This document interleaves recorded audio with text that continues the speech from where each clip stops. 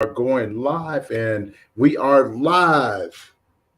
Happy day, everyone. Happy Saturday. Hope everyone has had a blessed week, an awesome week, a very productive week. And I just want to say thank you guys for those who are going to be tuning in. Thank you again for another episode of Grief Let's Talk About It podcast. And today we are talking about the differences and similarities and how men and women grieve. We may have another person jumping on here. We do welcome comments, questions, or anything like that. Today is just me and my boy Dave, and like I said, we may have another guest jumping on. They are maybe running a little bit late today. So Dave, take a minute and introduce yourself, brother. Hey Tony, as always, it's a pleasure sharing cyberspace with you. It's been a very comfortable fit ever since we've known each other. Yes, It's just been a yes. blast, and I appreciate the continued opportunities to to share what I've learned over the years. But my name's Dave Roberts. I have a master's degree in social work. I'm a licensed master social worker. I'm a person that's worn many hats. I'm a retired addiction counselor, bereavement support specialist, adjunct professor of psychology child life at Utica University. And one of the courses I teach is a death, dying, and bereavement course. I'm also a parent who's experienced the death of a child.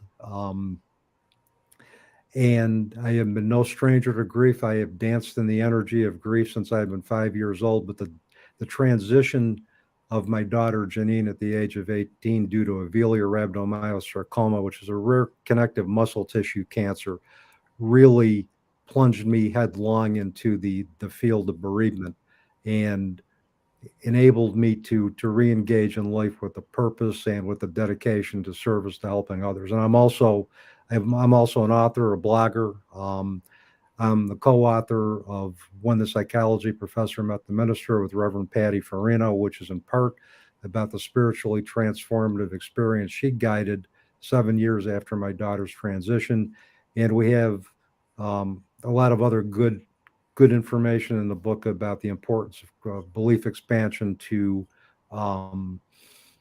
to help us transcend life altering circumstances, as well as how psychology and spirituality can merge and integrate um, to help us embrace different perspectives and healing perspectives following loss. And that's me as that's my bio up to the minute, Tony, because my story continues to evolve. Oh, you And already know, man. That our stories, especially in this grief work, this grief field, this grief industry, we learn so much. mhm, We learn so much. So it's a continuing education.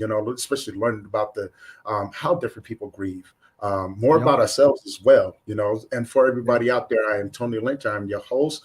Um, I am a grief coach. I am the founder of Memories of Us and one of the co-founders of the Global Grief Network. And I'm also I'm also the host of the Global Grief Conference that we're going to be doing this year. I know, cheap plug, just putting it out there. But yeah, today I think that, like we was talking before we went live, we can unpack so much about this, the differences and similarities about how men and women grieve.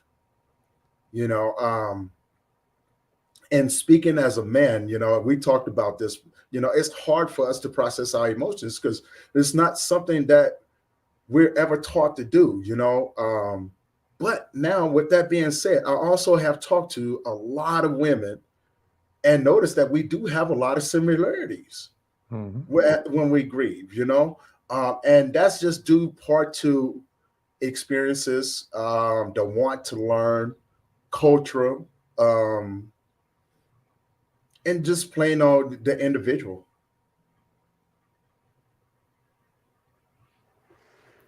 Yeah, I would agree with all of that. I think, Tony, to dovetail off of the discussion about men and really not, I mean, we talked about this, I think, before we went live, is that many men don't have a vocabulary that includes feelings. Hmm. Um, I think, part of that, I think, is due to sexual conditioning, where for men, we were taught that feelings are a sign of weakness, a sign of vulnerability.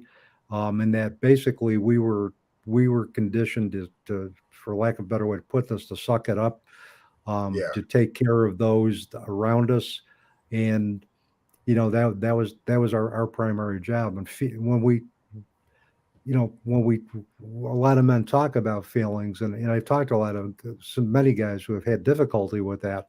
It's for those specific reasons, in terms of Mhm. how that they were raised. They have kind of more of a hate relationship with feelings than a love-hate relationship. But in reality, I think one of the similarities is that we experience feelings just as intensely as the women in our lives. We just Yes, deal with it yes. differently. We just deal with it differently. Um, and I can speak from my own perspective in terms of after my daughter's transition, in terms of how my wife and I handled feelings. My wife was very comfortable, talking to her sisters, talking to some close friends about her feelings about Janine's transition. She was very comfortable with tears. Me, if once my feelings started becoming uncomfortable, I would distract myself from them. I would either do some work related to school. I would, try to solve an issue or a problem that I had put on the back burner. Anything just to just kind of distract myself from it because it was that uncomfortable. And until I learned how to sit with my feelings and realize that sitting with my feelings taught me more than trying to distract myself from them. Um, that was one of the steps that I took in terms of moving through grief after the transition of my daughter. Mm. I can definitely relate to that. Just like yourself, we both lost children.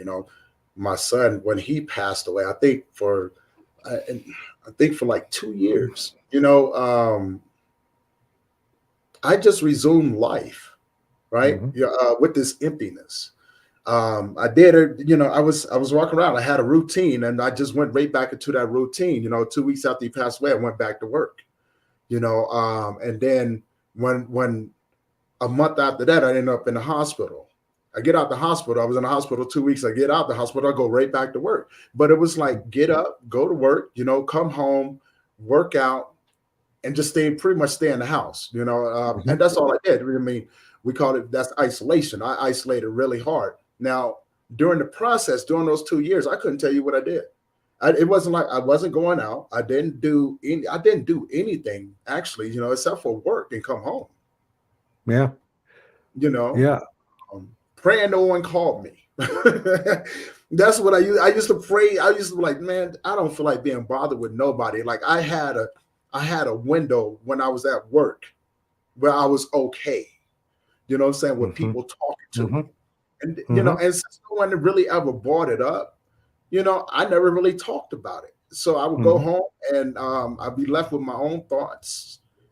And I would say after that 2 years, when my mother passed away, that's when everything started to surface itself out Yep. because it was a consistent battle, right? It was like, man, like I have not even accepted the reality that my son is gone. Now I have to add Mm-hmm. to the reality that my mother and my father and my brother is gone. Like, and there was other things that played into it. Um, so it wasn't like I had anyone say, hey, it's okay not to be okay. I had a girlfriend, and I think 6 months after my son passed away, I ended up separating from her. Mm-hmm. Um, and it was strange because the things that we get taught are usually by the things that men get taught are usually by the women, Mm-hmm. right? And she said something to me that just did not sit well with me whatsoever. She had said, "It's been 6 months. Don't you think you should be over it?" And Oh, yeah, when she said that, I looked at her and I was like, huh. I said, "Okay."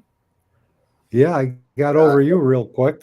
Yeah, and I left.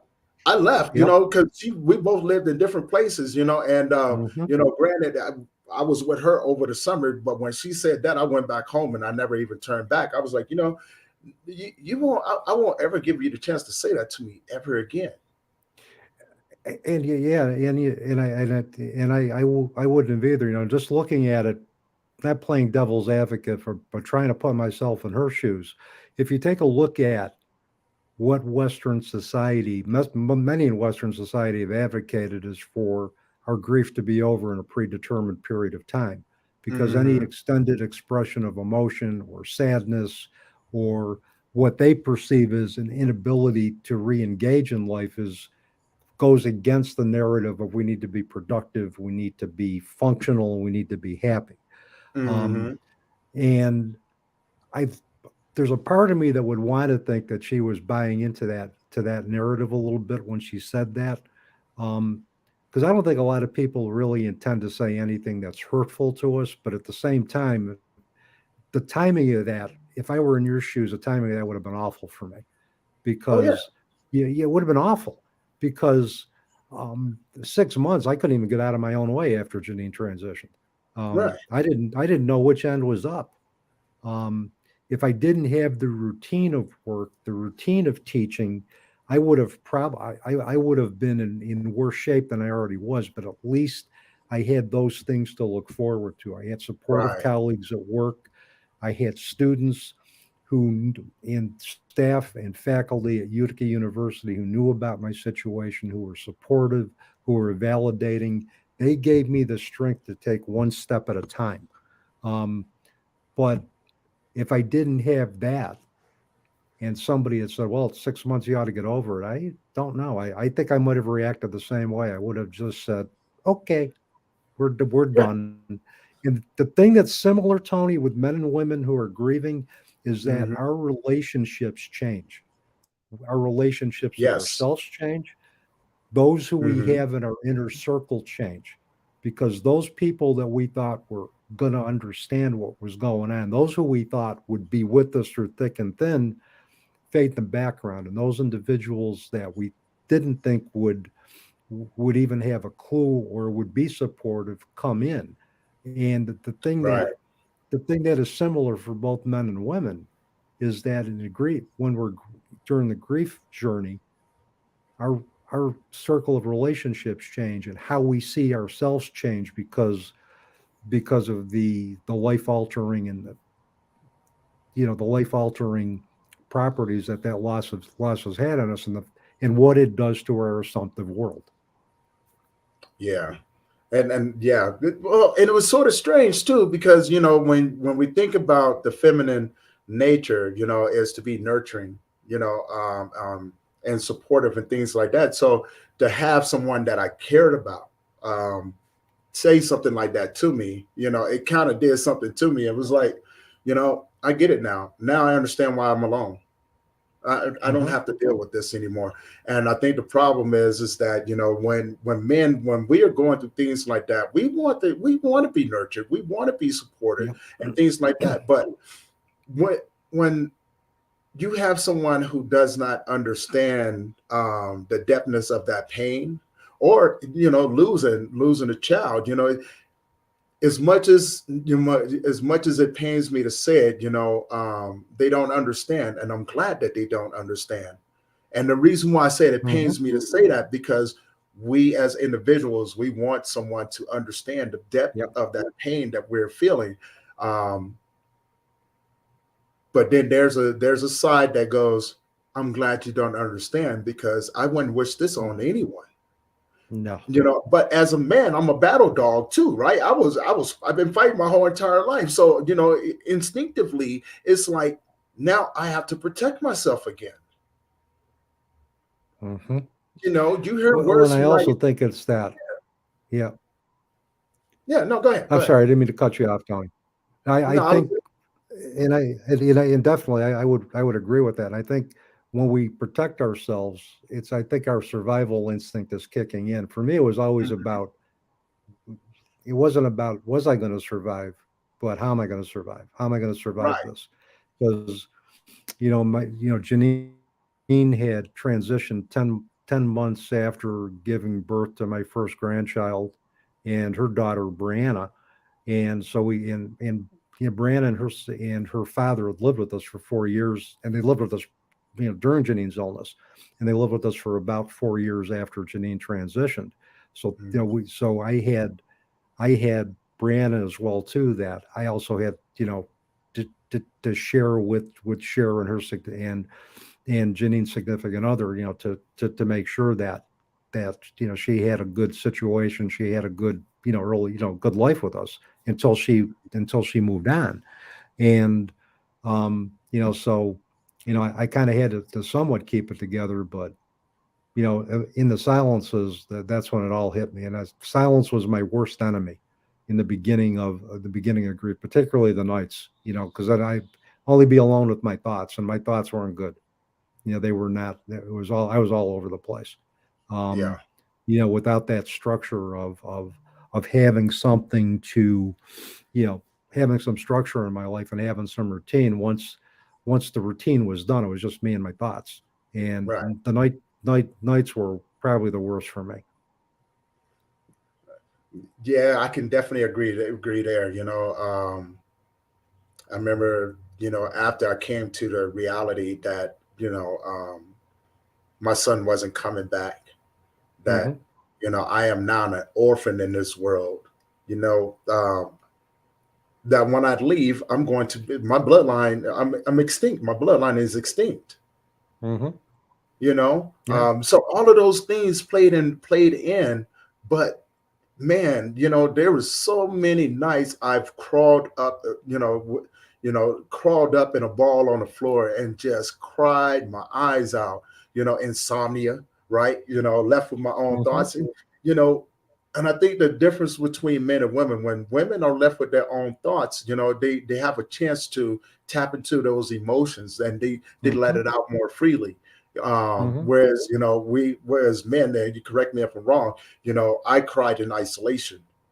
Yeah, The, me the too. less you saw me cry, the less I had to explain um, what I was going through. Hmm. Yeah, and I think I think many men do cry in isolation because we've been taught to deal from a position of strength, and somebody seeing a public display of tears takes away Mhm. from that, those messages that we got growing up. um I'll tell you, there's a couple of things that, and if I can share this, I did cry my eyes out during Janine's illness. And and that's, I mean, I was just, and I didn't care who saw it for that particular moment. But Mhm. if I can share that real quickly, I will tell you what happened. Yeah, yeah, most definitely, most We, definitely. yeah, we, we took her, me, my wife Sherry, Janine's significant other, and Janine. We went down to Boston to the Dana Farber Cancer Institute. And Dana Mhm. Farber is one of the best hospitals in probably the world for research and treatment of pediatric sarcomas. And we went there, and in a 5-minute consultation, we were basically told that there was no cure for her cancer, and unless we could do aggressive chemotherapy to put her cancer into remission, until there was a cure, she was going to end up dying. And that's what I had heard. That's the Mhm. message that we had heard. She was in a lot of pain up, and we were driving back from Boston. I had this old Jeep Cherokee. It was a 1993. The Jeeps, Tony, are off the ground, and it's like Mhm. when they go over a bump, you can feel every bump. Oh yeah. And she was screaming out in pain, yelling at me. I tried to go slow. I tried to go fast over the bump. It didn't work. When we got home, she was sitting in the living room, and I was by myself. After, I don't know where the rest of the family was, but all of a sudden I just broke down and I cried. I don't think I ever cried that much or that hard in my life. I buried my head in her lap, and I said, "I'm just sorry that what I did caused you so much pain. That my driving caused you so much pain." She looked at me. She goes, "Dad, look." She goes, "I was yelling just because I was in a lot of pain. It wasn't anything you did." But she told me, she goes, "If you're ever having trouble sleeping, you come find me and we'll talk." Now I'm thinking to myself, here's an 18-year-old child, a young adult, who just basically got a death sentence from an oncologist in one of the best pediatric sarcoma centers in the world, and she was worried about my own well-being, Mm. and knowing that her mortality was in question. And I got my strength from her after that, but I was just so overwhelmed. I just let it out, and I didn't cry again. I didn't cry again after that. During her illness, I had to stay strong. I had to stay strong for her, my family, and my granddaughter, and anybody else around me that happened to be in my circle. I had to stay strong. That was my mantra. Try to stay strong. And she told me we're not going down without a fight. I said I didn't think we would, and she battled. She gave it her best shot, but the odds were just stacked. Um, but I remember that. And I remember that was the one episode of, and now I tear up, I cry. I'm okay with it now, but Yeah. um, I cry when I watch a movie. Field of Dreams. I always cry at the end. When Kevin Costner has a catch with his father. So I'm good with that now, and I don't care who sees my tears anymore. But See, it took me a lot I of got work to get there. Yeah, no, it does. I was going to say that I get that what you just said. As a matter of fact, I was just watching a movie the other day that made me tear up, and it caught me off guard because I was watching what was it, Goonies, Hmm. of all movies, right? Yeah. And I was just sitting around, and I was like, man, first off, it brought back some childhood memories, but it also brought back a memory where my son and I we was watching Goonies, right? And I just happened to catch it on TV, and I put it on, and the way that he would act out some of the parts as the movie was going used to have me dying on the floor. Hmm. And so here he is, I'm watching this thing, and my mind shut out everything else, and I had this vivid, this image of my son, acting out the memory, acting out the scenes and everything, and you know I couldn't tell you what the rest of the movie. I couldn't tell you about the rest of the movie from that point on because it was just right there. And when I finally came through mentally out of that fog, I had Hmm. my face was all wet and everything, and I was just like, man, like I get it. Hmm. I definitely get it, but it did take me a while to get there. Um, when we talk about women, and I really would love the women for to chime in and leave your thoughts on this. Yeah, I would Has too. I would love have things change, whether if you're older female or a younger female, have things changed the way that you um, process your grief. Because, my son's mother, the day that my son's passed away, she had said that she was the first person that really made me angry when it happened because, man, I wanted to rip that woman's head off at the hospital. Son passes away. The nurse comes and says, because I wanted to hold my son, Hmm. but it was a very graphic scene, and so just to not give away too much, the nurse says, "Hey, would you like me to clean him up?" Because I don't think it's okay for you to see him like this. I said, "Okay," and I walked out. And his mother was walking through the hallway calling people, and she was screaming and this, that, and other. And I didn't want to deal with her. And so when the nurse got done, I walked in the room, and his mother had said to me, "Why are you going in there? There's nothing in there. He's gone."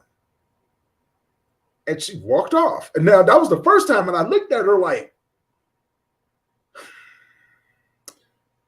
"What just happened? Like you are his mother." But there's a lot that I could say on that one right there, man. But I'm not going to do it on live, though. Hmm. Just not going to put it out there. But I think she was the first one. My ex girlfriend was the second one, and then from there, it was just people at church that used to say things to me. Don't get me wrong. There was some women that did try to comfort me, but I didn't know what their intentions were. So I was like, I just think that it'd be better if you didn't touch me. Yeah. And because I'm not a touchy person. Don't if I don't know you, don't touch me. Don't put your hands on me. and just to assume, um, you know, assume that I want to hold your hand or something like that. I don't think that's okay. But now, um, those were the women at church, and there was a few other women that were like, hey, if you ever need someone, I'm there. The problem was is that when I needed someone, there was nobody there. Yeah. I'm busy. Yeah. Okay, not a problem. You know what I'm saying? You got a life. But yes, I would love to know how have things changed throughout the ages, from in the feminine nature when it comes down to processing grief. Is it has it just become one of those things that a lot of adaptations, you know what I'm saying, adopting the modern ideology throughout the ages, because I know my grandmother, when they lost someone, they all came together. They supported one another, like a healing circle. The women would come together. Nowadays, they're just like, oh, that person is dead, whatever. But I know it's not all of them. But what changed? One of the things I know we've talked about typical ways that men and women process feelings, but there's a gentleman by the name of Ken Doka who is one of the well-known thanatologists. In fact, he's from upstate New York, I believe, and he talked about male grief, and he talked about instrumental males who would grieve in the typical, expected, stereotypical fashion that we would expect males to grieve. And then there Right, were the instinctive males who would grieve more in the intuitive males, not the instinctive males, excuse me, intuitive males who would grieve kind of more, from an affective standpoint, more with feelings. And, so I think, I think it's safe to say that there are probably a percentage of women that will probably grieve in this quote unquote male style, and a percentage of men who will grieve in the quote unquote female style, depending on circumstances, depending on early childhood, depending on a lot of different things. And the other hmm, thing too, you mentioned about touch. An individual that has PTSD or an acute stress reaction, Tony, probably doesn't even want to be touched. If I know right, somebody has PTSD from any type of trauma, whether it's witnessing a murder, whether it's a traumatic death, whether it's witnessing their loved one's suicide, before I even do therapeutic touch as a technique, as a therapist, I'm going to ask permission first. right, And I'm certainly not going to sneak up behind him and give him a big bear hug, um, right. because that's Yes, just going to re-trigger trauma. I'm just not going to do that. So, I mean, so that point that you mentioned about touch made a great deal of sense. There's one other thing that you had mentioned, um, about I think this was, I don't know, the, I don't know if it was your wife or another girlfriend that said, "What are you going in there for? There's nothing to see." And I'm paraphrasing that. hmm, Um, I think the other thing, and I really hate to say this because I'm a retired therapist, but what about the possibility of some therapist unintentionally reinforcing the male be strong model? This happened right, to me. This right. happened Yes, to me, and I really need to share this because this is how you would not do couples counseling. If you were gonna you do a primer for couples counseling, this would not be the way to do this. Okay, in terms of what happened to me. right. Um, when my daughter was hospitalized for chemo, her local oncologist here put it in order that me and Sherry get couples counseling. Okay, so the therapist we got had a PhD, um, and supposedly she was great with children and families. Okay, supposedly. Um, but what happened is that she got us into a conference room. Also, she tried to talk to my daughter when she was asleep. She tried to wake her up to talk to her, if that makes any sense to anybody. My Mm-hmm. daughter was sleeping because she would get her chemo at night, so she could just sleep through it. And she was sleeping in the morning. It was early morning. So I Mm-hmm. kind of figured it was a bad sign when you were trying to wake somebody up to talk to them when they didn't want to be woken up. So I kind of figured, well, that was one of the red flags went up. I said, well, let me give it a shot. So she brought us into a conference room. Tony, she spent the entire hour talking to my wife, never addressed me. Yes. Never Yeah. talked to me. Never asked me, Dave, how are you doing? How are you feeling? What's going on with you? I believe she assumed that because I was a male, I had this handled. And I'll tell you something, Tony, I had this far from handled. On the Oh yeah. outside, I looked like I had it together, but the inside, I was a mess. Oh. And when Mm. the best thing that had happened to me to validate that I wasn't okay and that it was okay for me not to be okay. I was sitting my daughter's bedside. It was at night, and she was sleeping. It was early evening, and I was looking at her, wondering. I said, "How the hell am I ever going to get through this?" I said, "What am I going to do when she goes? How am I going to deal with this? What am I going to do? What's my world going to look like without my daughter, my only daughter?" And what am how's it going to look? And all of a sudden, one of the nurses came by, really good and really, really good. She looked at me, put her gently put her hand on mine and said, "Are you okay?" And Tony, I literally choked up. And I told her, I said, "Yeah, I'm doing okay." But she knew I wasn't okay. But I Right. just went into reflex mode with, I got to show her, I'm going to do the male thing and show you that I'm okay. But I wasn't Right. okay. And she knew that. She knew that. And that validated for me that that how I was doing mattered to somebody. But it didn't matter to this therapist that had a PhD, but it mattered to the nurse who had been Janine's primary caretaker on her shift and asking me, Dave, are you okay? I said, and I choked up and I said, I'm okay. And I think I might have said I was okay because she asked me if I was. And I just felt good that somebody cared enough Right. Yeah. to check in to see how I was doing See, and and not assume that maybe because I'm a guy, I had this covered. right, right, and I was quite the opposite. Well, actually, the social circle, right? Don't get me. Hey, man, look, I had maybe about 3 or 4 friends that will call me, and if I wasn't speaking right, they would head over to the house, Hmm. right? But now I know a lot of people. A lot of those people never even pick up the phone and call. And when I ask them, Yep. like, they always go, "Well, you could call me." Like, why would I call you? Why do I call you? Why would I want to call you? Well, if you want to talk, why would I want to call you? You have to Hmm. understand, I'm the one that's going through this. It would Hmm. be nice if you pick up the phone and call me. I may Hmm. not answer the phone, but but pick up the phone and call me. You never Yeah. know, right? Yeah. But for the most part, I was left to deal with everything on my own, and eventually, this is where we come into um, having people around you and things like that. But it's having the right people around you as well. Now, Hmm. people would come around me and they would irritate me because they would say some of the most outlandish things. At least in my mind at that moment, I thought they were outlandish until I realized that they were just trying to relate to me. But for the Hmm. most part, I would tell them, when they come up, I would look at them after they would say something. I would look at them and go, it's probably a good idea that you not talk to me. And they were like, Yep. but why? I was like, that's not something that I want to. You do you not realize what you just said? Well, yeah, I would really like if you not talk to me. So a Yep. lot of that aggressive nature would come in, Hmm. and I wouldn't get aggressive with them, but I would definitely let them know, like, please get from around me. Yep. And normally I wouldn't say please, and so, but No.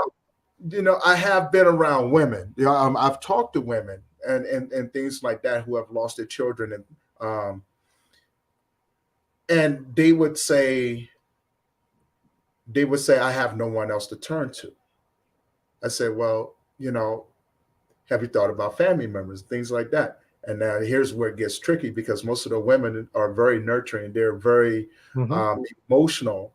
And it was their parents or their family and stuff that ghosted them. And I was like, oh, Jesus, how is that possible? You mean the women in your family ghosted you? Yeah, because no one wants to talk about it.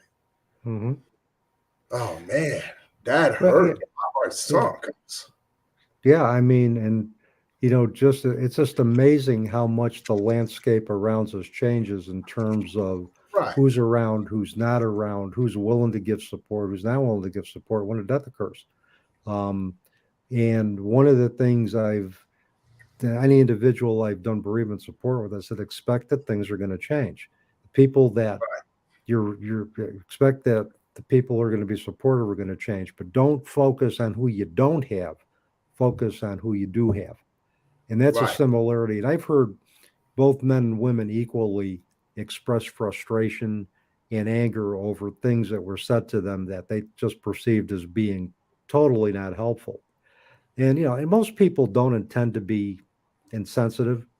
I Right. think if something is said with sincerity, you can kind of like chalk, or you understand context. You can kind of chalk it up to, okay, they did the best they could. But Right. depending on where we are in our grief, if it's that raw, we may not be as patient. And in retrospect, we can look back and say, well, maybe they did the best that they could. But at the time, we may not have been able to see that because of what was going on within us.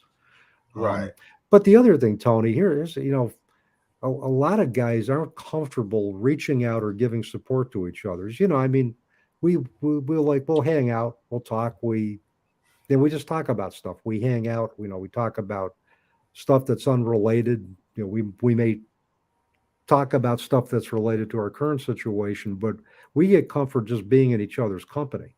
Right. I think women tend to be more comfortable with traditional support or asking for traditional support because they may be more comfortable emoting and dealing with their feelings.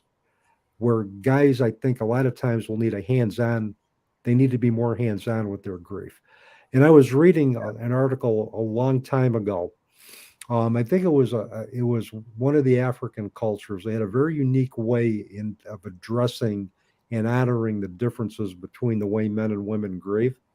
At Hmm. the end of the funeral, the burial ceremony, they would have women in one tent, one area, men in another area. The women would simply be with each other to emote, to cry, to talk about their feelings. The men would be doing something more hands on. They might be building a monument, building a memorial, building an urn to put if cremation was the method of burial, building an urn to have their loved ones' remains put in. That more of a hands on approach. I had a good friend of mine. His father died. He's a builder. The way he got his feelings out and the way he expressed his love and his sadness and his longing for his father and his presence was building him an urn to put his Hmm. remains. Is either way right or wrong? No, it's the way we deal with it. Yeah. And I've had women come up to me and say, I can't get my man to talk about my husband, my spouse, my significant other, my partner, to talk about his feelings. I said, you might as well ask him to build a rocket ship and fly it to Mars. He's probably going to have better success, because a lot of guys aren't comfortable with that. But I said, Yeah. if you ask a guy what they're thinking, they're going to tell you, because that's how we work things out in our heads. We're very cognitively oriented. We're very Hmm. thought process oriented. And you can ask me, Tony, how's today? I can say today sucks. That's a thought. And then Right. you could ask me, well, Dave, how do you feel about today sucking? Now, it might sound like an obvious question, but I might say, well, Tony, I feel angry. I feel disappointed. I feel like I let my family down. Those are all feelings. They may not be sadness. They may not be anger. They may not be the extremes, but they're facets of those extremes. And it proves to us that we can have feelings. But I think if we understand the way our partners grieve and we can respect it and bear witness to it, Hmm. it's all good. It's all good. It's just we, it's like my mother used to say, you can't make a silk's purse out of a sow's ear. I mean, the way we grieve is the way we grieve. Right. Okay. Rather than try to change it, let's try to understand it. Let's try to support it. And let's try to work with it, knowing that we grieve differently, and men grieve differently, and women grieve differently. We all Yes. grieve differently.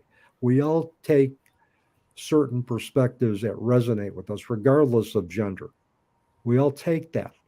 And it's just a matter of, okay, respect what each other's beliefs. Let's respect how each other are grieving, providing it's not hurting anybody or themselves.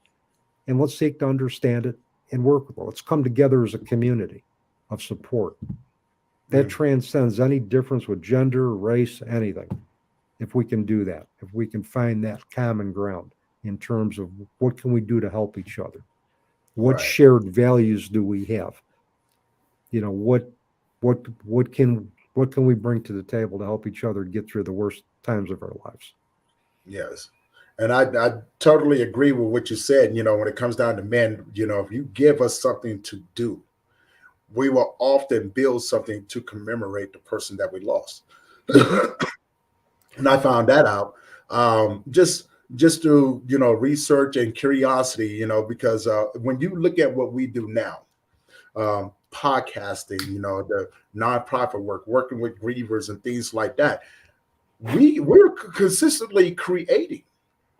Right, we're Mm-hmm. using what we've gone through to create something that's going to leave a legacy to where our loved ones will be remembered from. Mm-hmm. And like during the process of my grieving, before I understood that, I made a lot of bad choices. I Yeah, made a yeah. lot of bad choices that cost me. And so when they looked at me, like, "Man, are you crazy?" I was like, "Maybe. I don't think I am." But now, I realized that no, I wasn't crazy. I was grieving. My grieving Mm-hmm. process was different. You know, I worked out all the time. Because I was like, if I can keep people from asking me stupid questions like, "Am I okay?" You know what I'm saying? Then I'm gonna do everything that I can to do it right. Because who in their right mind walks up to someone, 3 weeks after their child passed away and go, "Are you okay?" Oh yeah, I'm just doing Oh, great, man. Best time of my life. I just want to pop upside and stop it. Quit it. And Yeah. my girlfriend that I had at that time, she lived in a different state, and I lived here. Yeah. And you know what? I was so sick of being lonely that I just told her. I said, well, I have no one else here in Colorado. We've been dating on and off. Well, we've been dating for 2 years, long distantly, and so I'll make that decision. Mm-hmm. And so I ended up moving. I ended up moving out there, and 3 months later, I ended up moving back because we had separated. And Yeah. that was a long story as well. That was that was a long journey as well. And throughout that process, in that short amount of time, I had lost everything. Yeah. So of course, again, now I have to go back into survival mode. Yep. But the problem is that the emotions that I was carrying with me carried over into my survival mode. So it became, I have to watch everything and everyone around me. I have to protect myself. I have to protect myself from everyone now, because you Mm-hmm. know I got a few things going on right now that just ain't right. I'm homeless again. I have nothing. Mm-hmm. I had some great friends that helped me out along the way, but for the most part, um, when I was by myself, I was by myself. Yep. And I would find myself driving around all night long, until I had to go to work in the morning or whatever. And that was the sad part. I was like, why is all of this going on? I work. But then, Mm-hmm. yeah, my decisions came back and knocked me down some fears. But I realized it was part of the grieving process. And I think that's where I started noticing the differences between how men and women grieve. Because Mm-hmm. when women go through things like that, they do, for the most part, may not be for everyone. Because sometimes you don't know who you Mm-hmm. can run to and who you're not. But for the most part, it seems as if they had something in place. People Mm-hmm. would come bring them Mm-hmm. food. Mm-hmm. Those women would come in and take care of these women. And I used to think to myself, like, not be jealous, but I was like, man, I really, I would like for someone to do that for me. Yeah. You know, uh, no, I was the strong guy, man. I was the strong guy. So no one really did Mm-hmm. that for me. So once that journey started going, like you said, I was left with my thoughts for the majority of the time. And that's where that aggressive nature comes in. Like, I Mm-hmm. have nothing. I have no one. Life ain't really too, it's not too good at this moment in time. And that's when I started planning my stuff out, planning Mm-hmm. out my suicide, and um, Mm-hmm. having that moment come back to me and go, hey, pop me upside the head, like, hey, pay attention to what you're doing. Yep. This is Yep. totally normal, but what you're about to do is about to be a permanent situation for, for a temporary, for a temporary, um, situation, so to Yep. speak. I was trying not to use both of those, but it was a permanent solution to a temporary situation. Yep. And in my mind, at that moment, your days can feel like months. Mm-hmm. Hours feel like weeks, and that's what it was. I was so tired, man. That's all I remember. I was emotionally drained, spiritually whooped, physically beat up, even though it looked like I could go smashing through a house, right? But appearances, that's all it is. It just appears that way. Yep. I did had to make so people leave me alone. The bigger and the better I looked physically, the more I didn't have to worry about, people messing with me all the time. Yeah. About them asking you if you're okay or whatever, and Right, that's right. just, the public face that I think both men and women put on so that they don't have to answer, are you doing okay? Well, Mm-hmm. which, and I don't ask anybody if they're doing okay anymore. And I think the thing that I used to ask all those, probably what would be perceived to be as dumb questions before I Mm-hmm. became, um, more aware of my own grief and more aware of my own words. So one of the things, the positive things that has arisen from the challenges of my daughter's transitions is that I'm Mm-hmm. more mindful of what I say to people now. I would Right. not Yes. ever ask you, are you doing okay? I might say, how are you doing today? What's going on with you today? I just thought I'd check in with you today. And that leaves it wide open for you to answer it any way you want. Exactly. Um, and but that's the thing. I mean, I used to say all these what would be perceived to be insensitive things when I was younger. Now I'm more mindful of what it is, what I say because of my own experiences and because I chose to learn from those experiences. Yes, yes. And Ada wrote in there earlier, she says that she has just become more aware of others' feelings and just sit quietly with them. No touching unless they want it. So Yep. Ada, thank you for tuning in. Israel, thank you for tuning in. We got a Facebook user that says, good to see you, Tony and Dave. Thank you, thank you, thank you. And again, Thank we you. do welcome all questions and comments. So please leave some comments in the comment section. Let us know where you're from. If you have any questions or any situations that you want to share with us, throw those in there. We're here for you. There's one other thing too that I want, and thanks Israel too. It's good seeing, good seeing. I know Israel's been a regular on our Yes, on yes. our Facebook Live, so it's good to see him back. And Ada, it's always good to see you. Always, man. Um, Israel, I uh, appreciate your support, brother. T, I appreciate you tuning in as well, man. We will get together, man. I know he's one of those guys. He's in a couple of groups in there. We don't want to put his information all the way out there, but I want to say, he's he's still got his head up. He's still moving forward, and I would love to, connect with him anytime you want, brother. Anytime you want. If you need someone to talk to, we're here. yep, yep. I'm on Facebook too. I'm not that hard to find. So that's Right, for anybody out there that just wants to connect. And I mean, I've been walking the path of parent who's experienced the death of a child for over 20 years now. I'm in my right, 21st year, so there's anything I haven't explored, and I'm not. There isn't anything I'm not willing to share. Um, right. I'm as transparent as probably. I don't. I was going to say as transparent as aluminum foil, but aluminum foil isn't transparent. Saran wrap.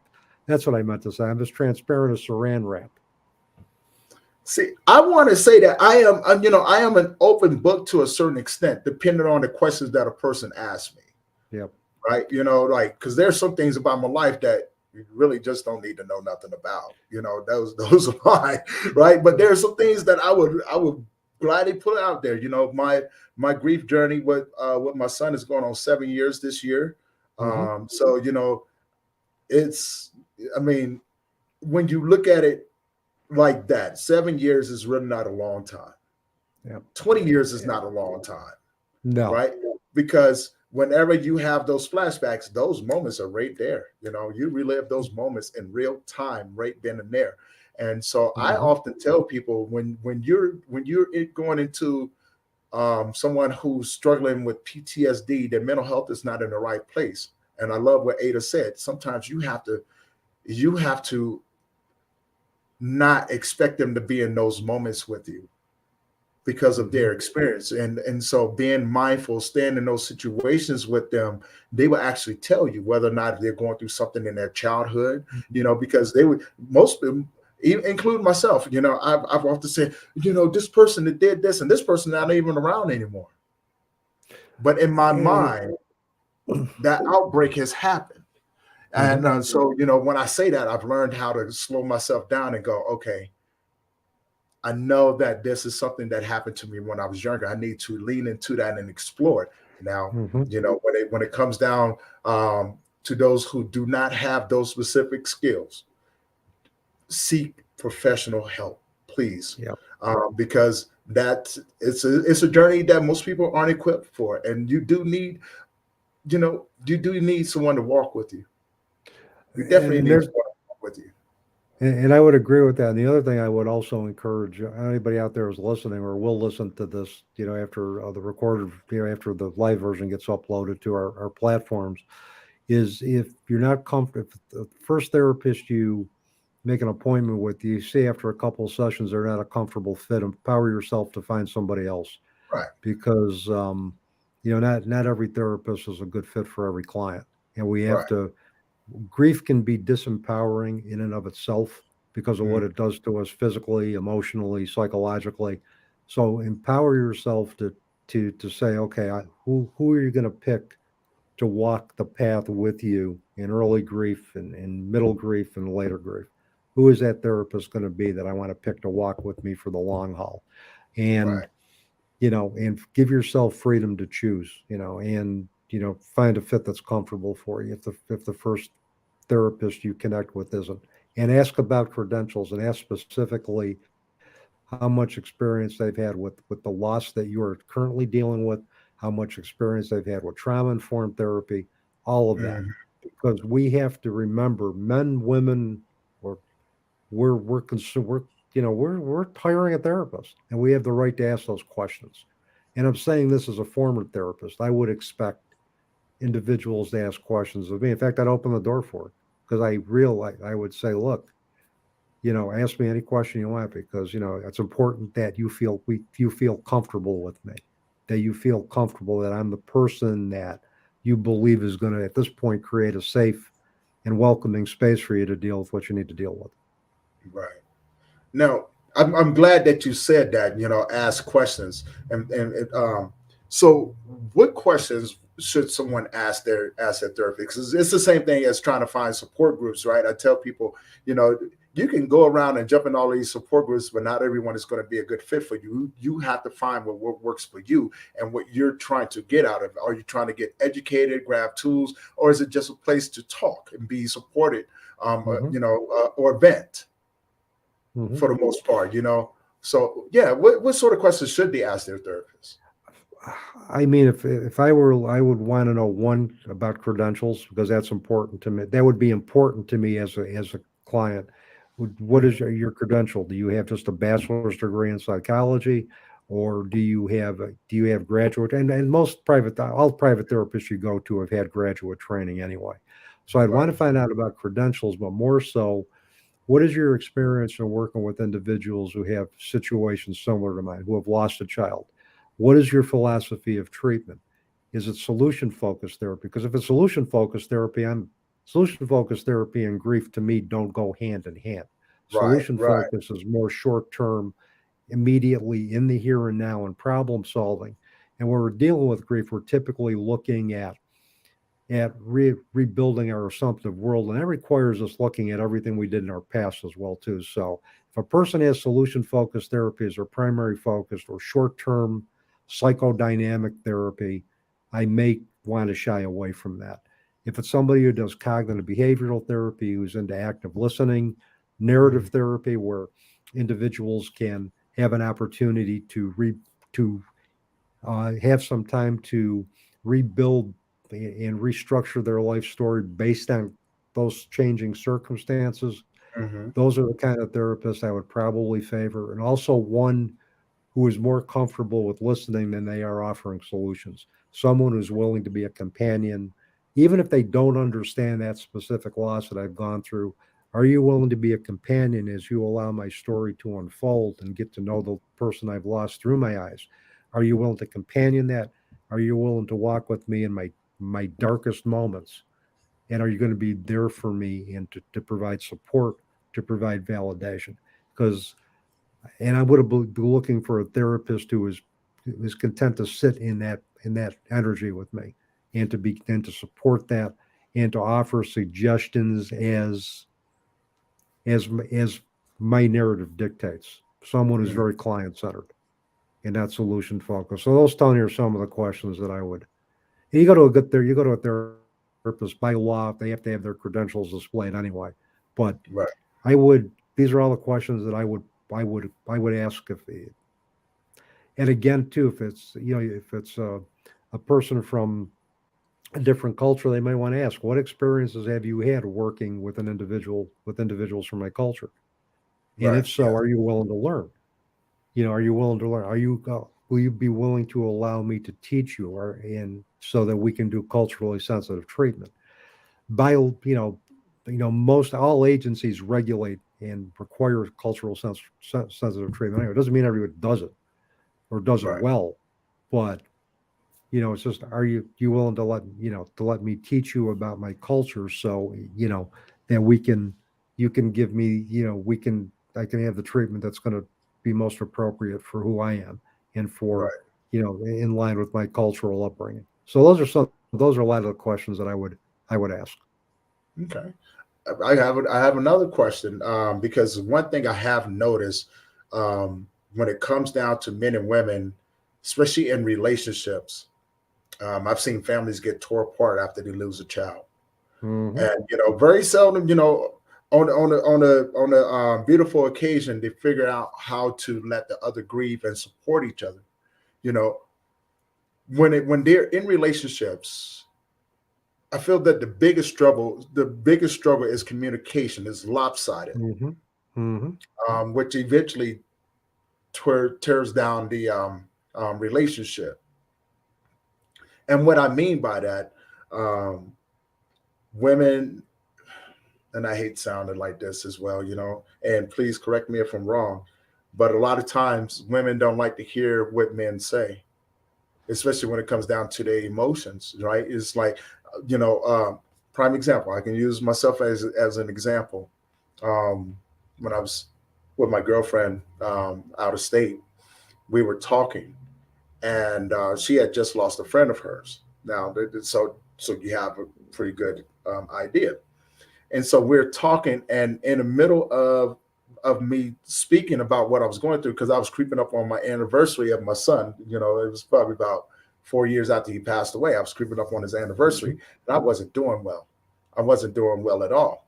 And so I'm thinking, okay, we're going to be able to talk about it. And the first thing that she does is she goes, yeah, I hear what you're saying, but my friend just passed away, and I think that you should take me out and this. And I looked at her and said, if we haven't figured it out yet, I made really bad decisions when it comes down to women. But it was, I found that it was lopsided. But over the period of time, I found out that it's like that, and majority of the cases that I've Hmm. seen. And that's maybe that's also for her buying into, well, you're strong, you need to take care of me. Mhm. And that's kind of a double-edged sword for men, because, Yeah. and this is the other thing I wanted to, I guess it's a good time to say it too, is that a lot of times I'll hear women say, men are bothered by my tears. They'll tell me, why don't you just stop crying? Now, I don't, not everything appears to be what it seems. They Mm. are uncomfortable with their spouses or partners crying for a lot of different reasons. I'm going to use myself as an example. Okay, whenever I saw Sherry in distress when I saw her crying over Janine's physical absence, when I saw her two brothers, Dan and Matt, just being all out of sorts. It reminded me that I couldn't fix what happened. And Right. as the father in that family, my job was to protect my daughter, to protect my family from any kind of pain. Now, this was something that was out of my control. I could not have protected Janine from an illness that was incurable. But in my head, and during my early guilt trip with this, it was my responsibility. It was my responsibility to get her into a clinical trial sooner. It was my responsibility to have seen the symptoms sooner, to have been more attentive. All of this was running through my head. And when I saw my wife cry, I saw my boy saddened and just appearing to be lost. It was a reminder to me that I had failed miserably at the one job that I believe I was tasked to do, among others, was to protect my family from harm. Um, Over time, and with a lot of support, I began to realize that I did the best I could given the hand of cards that I was dealt. But whenever I saw the emotions of others, I would want them to stop because it was a reminder to me that I had failed as a father and I had Right. failed as a husband. And it wasn't because I was uncomfortable with her tears. I was uncomfortable for what her tears signified to me, Right. and Yes. what Yes. and my own expectations to take care of my family in the male way. I can definitely relate to that. Mine was a lot of shame. Um, like you said, failure. Hmm. Because I was like, it was my job to protect him, and that goes with any kid out there. It's my job to protect them from, from things that can hurt them, but allow them to live life. Right. My job is to be the best parent that I can be, to teach and hand down this information so they can be better than me for Hmm. the most part. And so Yep. the the failure came in when he passed away, and I realized, like you said, over a period of time, it wasn't me. I couldn't blame myself for it because he had passed away from unknown conditions. Hmm. And so I just went and I said, you know what? Somebody has to be blamed for this. Someone Yep. has to be Hmm. blamed for this, and I didn't have anyone to point the finger to, because I realized every time I went to go point my finger, I had three pointing back at me. And so I was like, am I really to blame for this? So I took on a lot of that, and I think that added into the destructive nature that was starting to brew in the back of my head, Hmm. and and as that started to brew, I started to X out things. You know what I'm saying? Hmm. Like, I have no one, so what does it really matter? Why does it Hmm. matter? Hmm. Um, the guilt that came along with it was so heavy that I was like, this is probably the best thing for me. It's the best Hmm. thing for everyone, because you got to remember, I didn't have a relationship. Well, I had a relationship with my sister, but not the relationship that we have now. Hmm. So loneliness was my friend. Hmm. My grief had became my sidekick. My grief was there, but I don't think people understand this neither. Your grief can be a very negative thing, a very positive thing. And at that time, my grief was my dark passenger. Hmm. And I was able, like, it didn't bother me anymore. I was like, whatever, man, I don't really care. My as they say, my give a damn was broken. Hmm. My give a Hmm. damn was broken. It was like that button was broken. I was like, I just don't care, man. I really don't give a damn. But then I've had females. I've talked to females to where they felt the same thing, and I was like, how you're the mom? How are you feeling the same way? And I realized that Hmm. that feeling is universal across the No, board. sure Like, it is. we just have to open Yeah. up the doors to talk about it. And I think we do, and I think we also have to acknowledge that we all have our biases, towards, particularly. I'm sure I know I have probably bought into some of the, I don't know, stereotypical or expectations of how of female behavior, and I know I have. I've reacted that way with my wife and other women, in my life, either consciously or unconsciously. So Mhm. I'm guilty of that too. But I think if we can just acknowledge that the fact that we're all human, we make mistakes, and let's together, let's figure out how to just, let's check each other on it. If you see Yes, me buying in, or looking at it from a biased point of view, as my wife, I'll tell her, just call me, and she'll call me after 40 years. She'll call me on my stuff, and but good. I require that. Just call me if you see me slipping back into dull thinking, or if I am looking at this from a very myopic viewpoint and a stereotypical viewpoint. I want to know. That's how I learn. Um, that's how I learn. And we're all human. We're human, and we can, we can we can position ourselves as teachers to each other, and learners for each other, and learners to each other, if we allow ourselves to do that. Israel put in the comments. He says he feels like he's lost everything. I think that feeling right there goes a long ways because it does feel that way, But take your time, just breathe, brother. Just breathe. One day at a time, one step at a time. You don't have a time frame, so in the feeling of lost everything. Look at the things that you have. Yep. Look at the people that are in your life. The ones that are closest to you, and just think about it.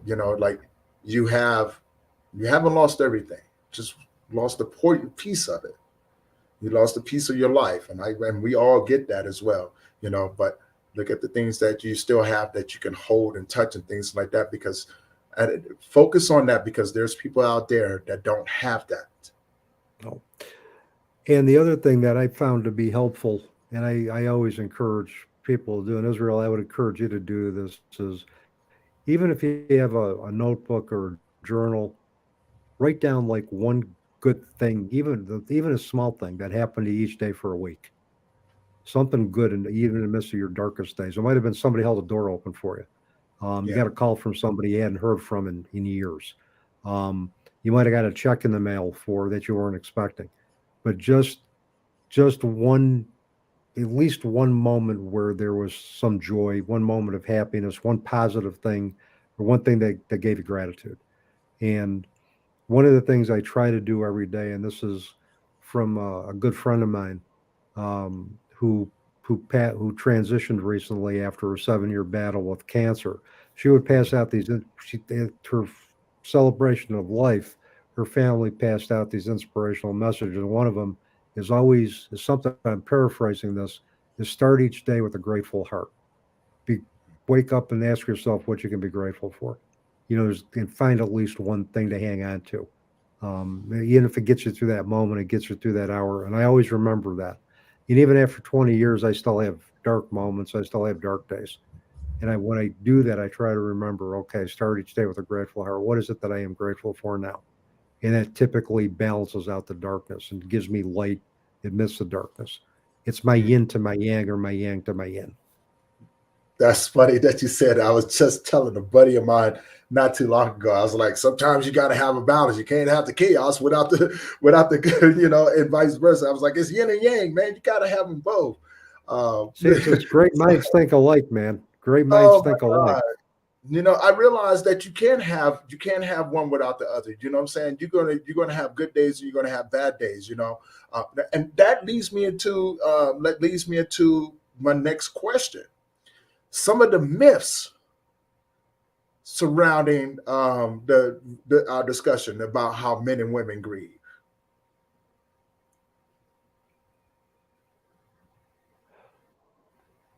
Well, one is that it may not be as different as we think. Yes. Um, that's the one thing. It may not be as different as we think. Um, we all experience the same progression of grief, the same impact psychologically, physically, with the fatigue, with the lack of concentration. It's a universal experience. But the difference is how we process it. Hmm. But it isn't all that different, particularly when we talked earlier about men and women experience feelings just as intensely. We Yeah. just process them differently. So it really isn't all that. It may not be all that as different as we think. Right. I And didn't. here's another myth. I'm sorry, I didn't mean to No, no, go ahead. interrupt Go you. ahead. Go Yeah, ahead. but I got to say this because before I forget, the other myth is that you hear statistics, and we're going to go after particularly after a death of a child. Okay, that marriages break up after the death of a child. Well, it's true that some do, not Hmm. as many as we think do. But the other thing is that a lot of relationships strengthen as a result of the challenges. People become we become closer in our relationships as a result of us, one, honoring the way we grieve, honoring, and also, you know, looking, at the, with yeah, just honoring the way we grieve, and also what we've learned and what we can share together as a couple. Okay, so I think the statistics it's not all black and white that marriages automatically break up. If marriages break up, Tony, there were problems before that catastrophic loss occurred. That just was a straw that broke the camel's back. Yeah. If there also could have been pre-existing family dynamics as well too. If there was unhealthy family situations due to addiction, due to mental health issues, due to histories of physical or sexual abuse, uh, that type of a catastrophic loss is just going to it's just going to add to the dysfunction, Yeah. because in those type of families, healthy coping skills aren't typically modeled. Um, so those are those are a couple of the myths that I would say that came to my head immediately, particularly as it relates to relationships breaking up after a catastrophic loss, and the fact that we may not, men and women may not be as different from each other as we think they are, as we Right. think we are. There may be more similarity than difference. Now, I do have a question. Well, one of the myths that I've run across is that men don't talk.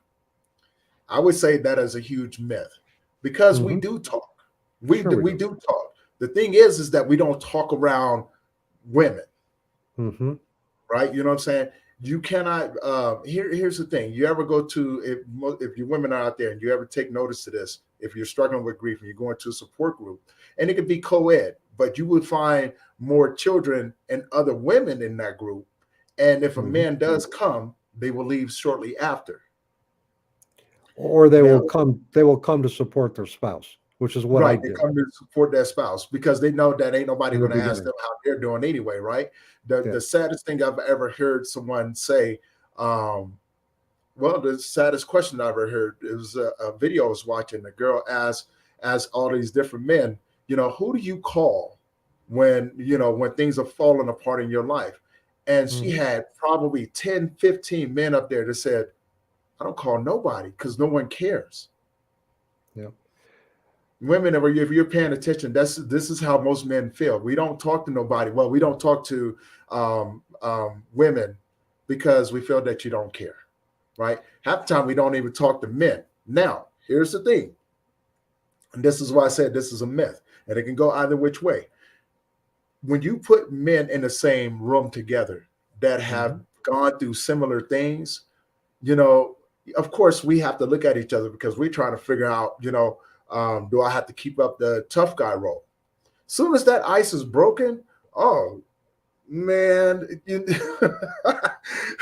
the conversation goes, but it's a good time because now being in a space like that, we can actually talk. We can feel um, comfortable in expressing how we feel.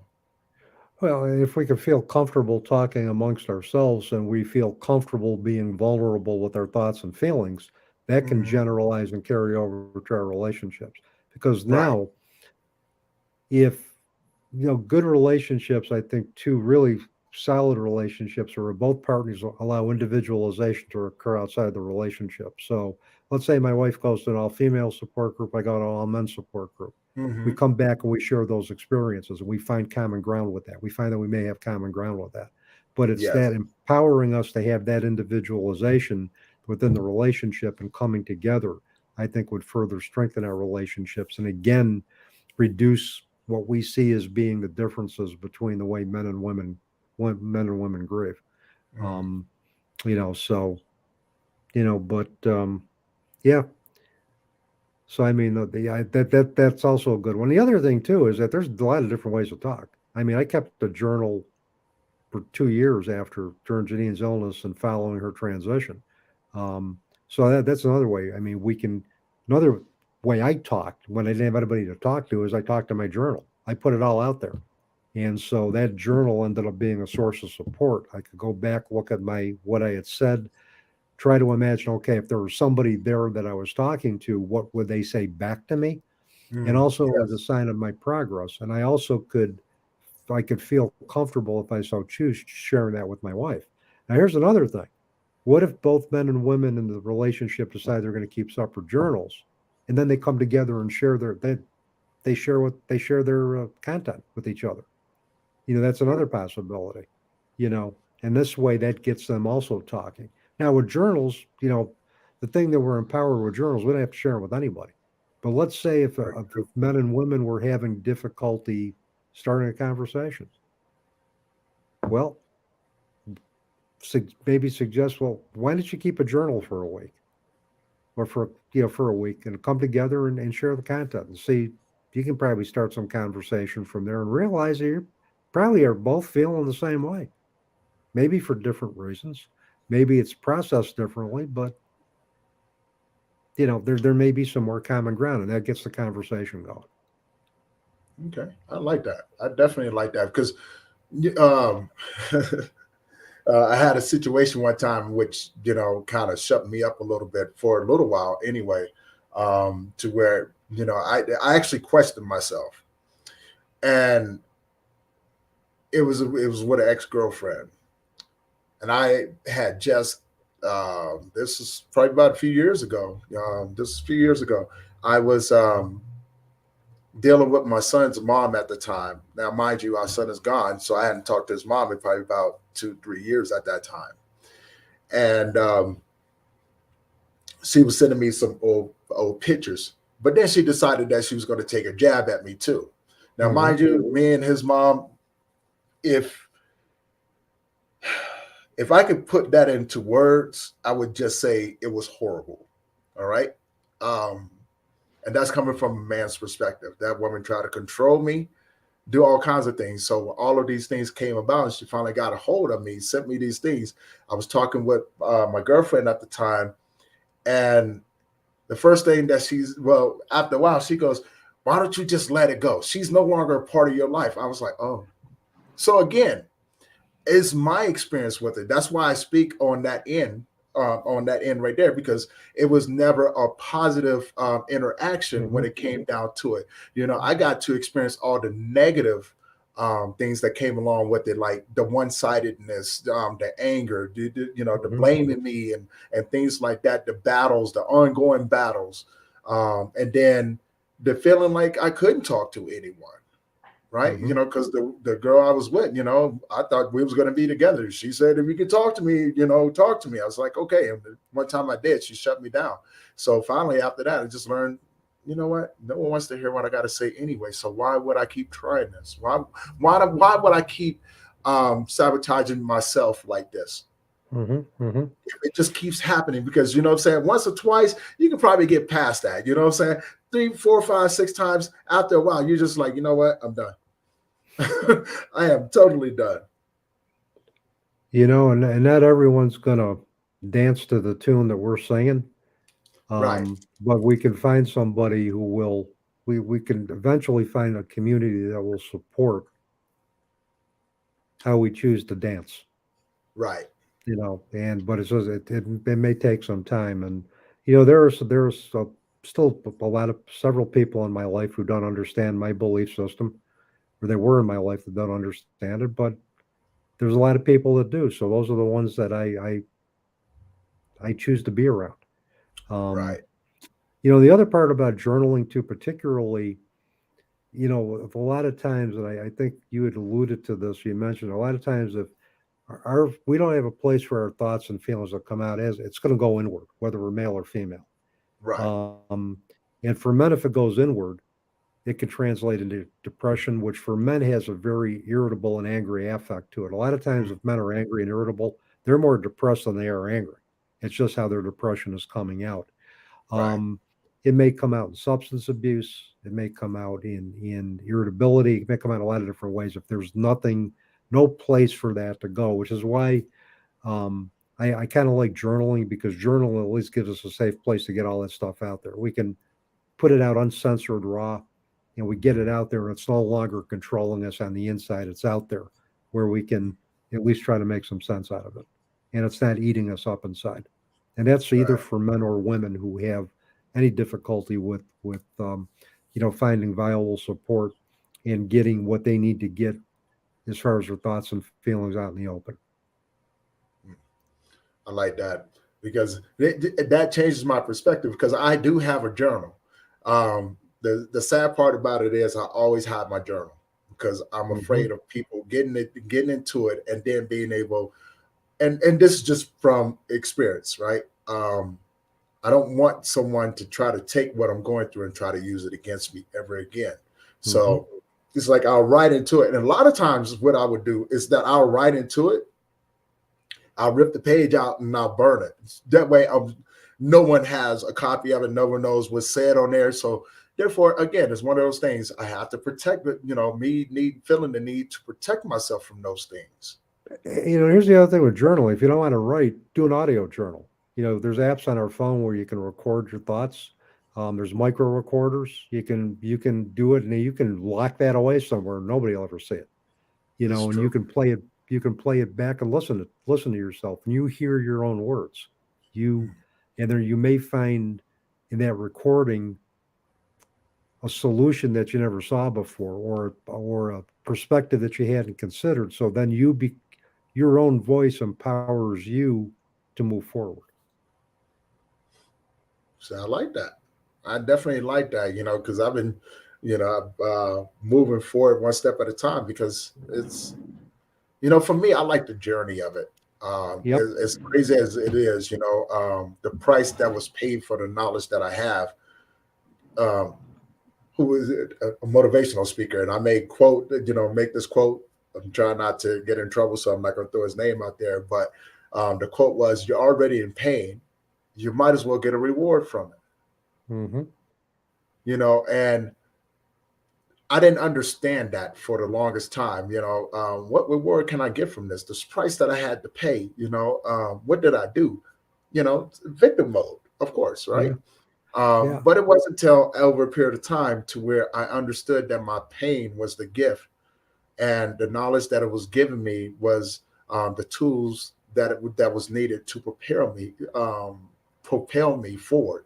Right. So Mm-hmm. it's true, and on the inside of your pain, there's on the other side of your pain, there's a gift if you're willing to go through it. Um, but it all depends on the person, though. It definitely because pain is the price that you pay for your love is the pain that you Mm-hmm. receive when they're gone. And I remember a line from the movie The Fault in Our Stars, that it was from the male protagonist, is that pain is meant to be felt. And boy, it Yeah, is, because when you try to suppress it, when I've tried to suppress it, it's just come back worse.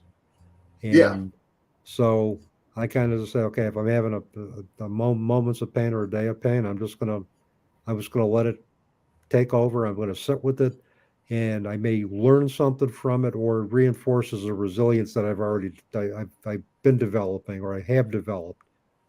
And also, it's a reminder. It's another way that my daughter makes her presence known. I couldn't have seen that in early grief, but in mhm, later grief, I realized, okay, she wants me to experience missing her. So that's going to come out in literally, visceral pain. right. And so I look at it this way. I said, okay. So, and one of the things I think parents are concerned about is, am I ever going to forget my child? Well, heck, that's never going to happen, because we live our lives trying to make sure nobody forgets. And Mhm, secondly, they're not going to let us forget, depending on what your perspective is. They're not going to let us forget. That pain's going to yeah, remind us. They're going to say, "Hey, I'm still here, and I want you to experience missing me, because you know I want you, and if I had said that, probably, Tony, in the first 2 years of grief, somebody had me drug tested. But now, seriously, you'd probably have me pee in a cup. You know what I mean? So, so say, okay, we're gonna do a rapid drug screen on it. But now I really believe that now. You know what I mean? We're gonna do a rapid drug screen on it. But I No, really I believe that now. It's also another way that they remind us that they're here and they want you us know to what? remember. They they want us to That is very remember. true. At that visceral level, they want us to never forget that. Yeah. What it was like to lose them. I'm always reminded that I still have work to do. Hmm. When I'm struggling and things like that, and my grief is, I've gotten to a point. I'm still working on my grief, and so it's a work in progress. So, I know some people may say, "Oh, you're fine." No, I still struggle. I still struggle with that. It's an ongoing thing. My grief is my teacher, though. But before it became my teacher, it became it became my anchor. It became something that I could hold on to, that I knew that was true, so to speak. Even before I knew Hmm. understood what it was, I was able to grab onto it as an anchor because I knew it Hmm. wasn't going to let me go, Hmm. and it Yeah, became my truth. Right? yeah. Um, It's no, go ahead. Go ahead.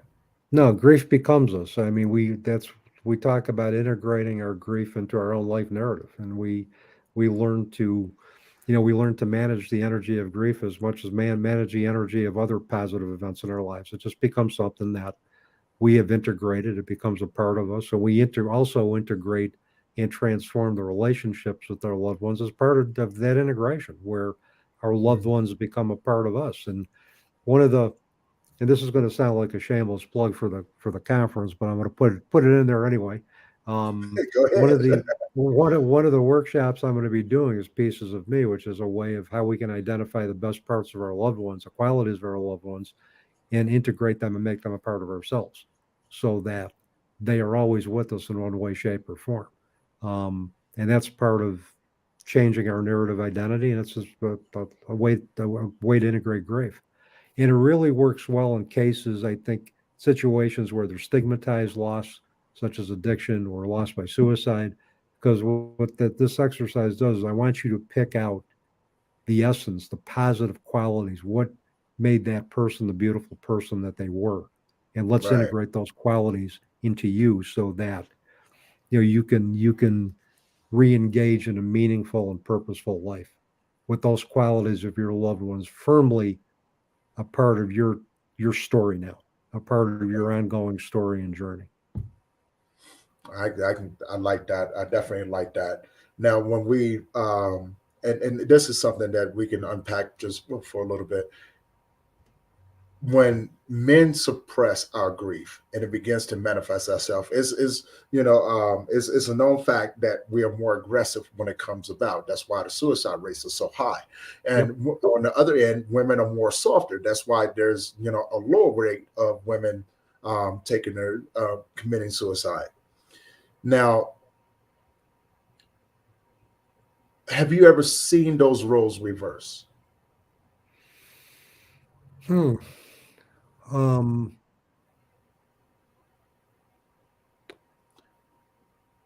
I could probably say for me, not personally, in that I can recall, and it's been a while since I've done therapy, but Mhm. I'm sure like with anything there is an exception. Um, there's an exception, and I would imagine those roles have gotten reversed. One of the things that has been with men and women as it relates to suicide. Women have typically have had more frequent attempts. Men have more lethal methods. And Mm. so men will have fewer attempts because their methods may be more lethal. They may use a gun, firearm, or hanging, where women would do pill overdose.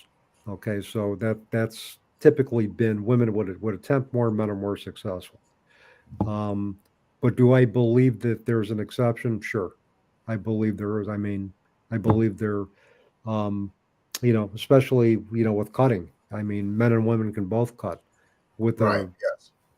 men and women can both self abuse and can both cut. So I would, I would say that yeah, particularly in that sense, particularly when it comes to cutting or any type of self mutilation, I'm sure there's been a majority of women who have cut, particularly those who have been diagnosed with borderline personality disorder and are not a high functioning borderline personality disorder, but one of the major features of borderline personality disorder. It's basically about just uh, disruption in identity and based and their disorder or their symptoms are based on perceived or real abandonment, a lot of childhood trauma. But one of the major features of individuals with borderline personality disorder is cutting and self-mutilation. Now, more women than men are diagnosed with borderline personality disorder. Doesn't mean I Yes. haven't seen male borderline personality disordered individuals. I have run into a few, but women are prevalently more diagnosed. So, but I do believe that those roles can be reversed, or men and women, given the circumstance, can engage in just and violent means and be as Mm, successful. But typically, women attempt more, men are more successful because their means are more lethal. nice. And with that being said, that is our segment for this week. Thank you, ladies and gentlemen, for tuning in this week on this topic. I hope you guys got a lot out of it. Also, thank you for the comments. Thank you for tuning in. And Dave, tell people where they can find you, brother. Hey, they can find me on social media.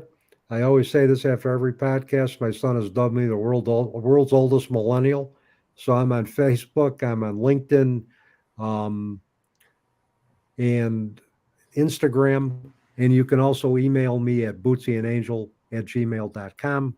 And if you want to check out our our book, When the Psychology Professor Met the Minister, you can go on Amazon or go to our book website, psychologyprofessorandminister.com. So and I welcome any type of any type of contact in either of those ways. I'm always willing to lend an ear and also willing to help and be of support to those who ask.